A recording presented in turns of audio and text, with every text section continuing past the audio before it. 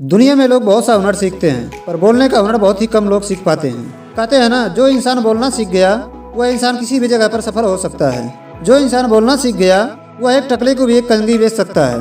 तो इसीलिए हमारे जीवन में कम्युनिकेशन स्किल का होना बहुत ही ज़रूरी है।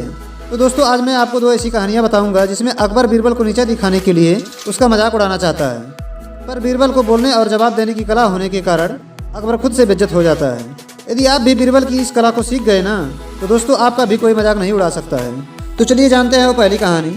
एक बार अकबर और बीरबल राजमहल में बैठकर बातें कर रहे थे। तभी अकबर ने बीरबल को नीचा दिखाने के लिए उसके मन में मजाक करने की इच्छा सूझी।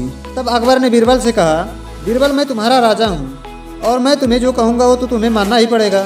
तब बीरबल ने कहा, जी महाराज, वो तो मुझे मानना ही पड़ेगा, इसमें पूछने की क्या बात है। तब अकबर ने कहा, ठीक है, तो मैं तुमसे एक शर्त रखता हूँ कि तुम इस राज्य के जिस भी लड़की से कहोगे मैं तुम्हारी शादी उस लड़की से करवा दूंगा, पर तुम्हारी बीवी के साथ पहली रात मैं सोऊंगा। बीरबल ने शांत मन से कहा, ठीक है महाराज, पर मेरी भी एक शर्त है। अकबर ने कहा, क्या शर्त है। तब बीरबल ने कहा, पर मैं शादी आपकी बहन से करूंगा। अब क्या, अकबर की तो बोलती ही बंद हो गई। तो दोस्तों चलिए चलते हैं अब दूसरी कहानी की ओर। एक बार अकबर और बीरबल महल में बैठकर बातें कर रहे थे। तभी फिर से अकबर के मन में बीरबल को नीचा दिखाने के लिए उसके मन में ख्याल आया। तो अकबर ने बीरबल से कहा, बीरबल, आज रात को मैंने एक सपना देखा है। बीरबल ने कहा, जी महाराज, जरा मुझे भी बताइए वो सपना क्या था।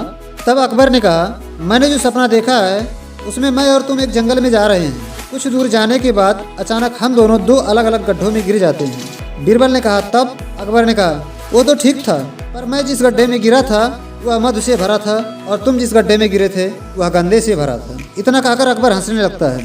तभी बीरबल ने कहा, बस बस महाराज, ठीक हमने भी यही सपना देखा था, पर मैं ठीक इसके आगे भी थोड़ा सा देखा था। तब अकबर ने कहा, बीरबल, जरा मुझे भी बताओ तुमने आगे क्या सपना देखा था। तब बीरबल ने कहा, जब आप मधु वाले गड्ढे में से बाहर निकले और मैं गंदे वाले गड्ढे में से बाहर निकला, तो इसके बाद आप मुझे चाट रहे थे और मैं आपको चाट रहा था। तो दोस्तों, इन दोनों कहानियों में से आपको कौन सी कहानी अच्छी लगी कमेंट बॉक्स में लिखकर हमें जरूर बताएं।